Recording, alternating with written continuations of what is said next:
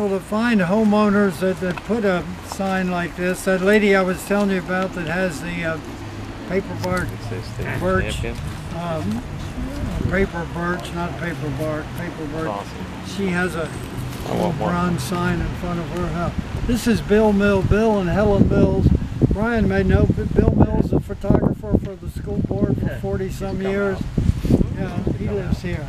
And incidentally, when I set this up, Bill he's a photographer, and they've got the Pierce Mill down in Rock Creek running again, and they've asked him to document it, and he was showing me the movies that he's made, you know, where the thing is, they're grinding up the grain and everything. So that hasn't been operational for years and years, since one of the floods put it out of business, but now it is operating again.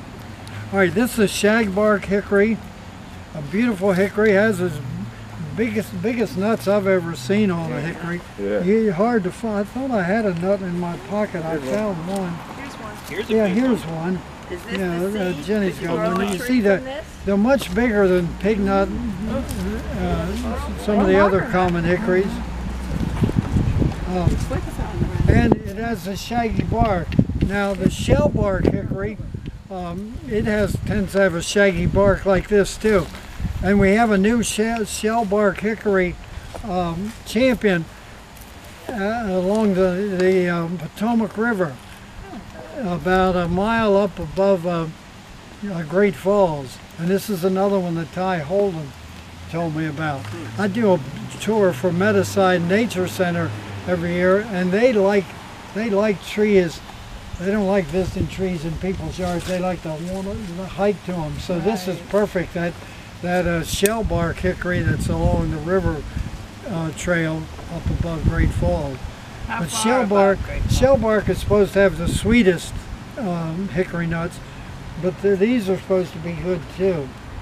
So when you find one like this, you can let it, as it dries out, the shell will break, and if you let it season a little bit, you can crack it and eat it.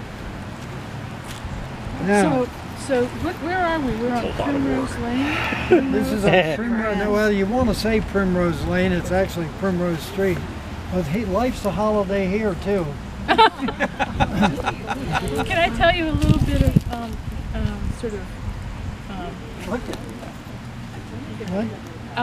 hickory? I'm a natural dyer. I wrote the chapter in the book on the National Arboretum's herb garden. Oh, really? And hickory was used as a dye for the Confederate uniforms. Oh, really? I think, maybe what I've read is what you wrote, because I think I've read that somewhere. Yeah. Well, it's just like, the black walnuts. We used to have one of those in my backyard where I grew up, and it would, we would gather those, they would stain. They made a great dye, whether you wanted it to or not. Can I tell you something about that too? This is really one of the coolest things I learned about black walnut when I was writing that chapter, because I've been a dyer for 35 years. When the colonists came to this continent, and they encountered, black walnut is a native tree, and they encountered what they thought was a darker people than they actually were.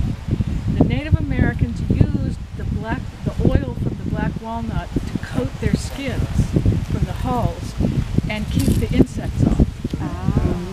And so we have since found that the ingredients in those black walnuts really do have insecticidal properties. Oh, that is so but cool. they covered their skins, and so the colonists thought that they were darker than they really were. There you go. You don't like the Yeah. right here. Now,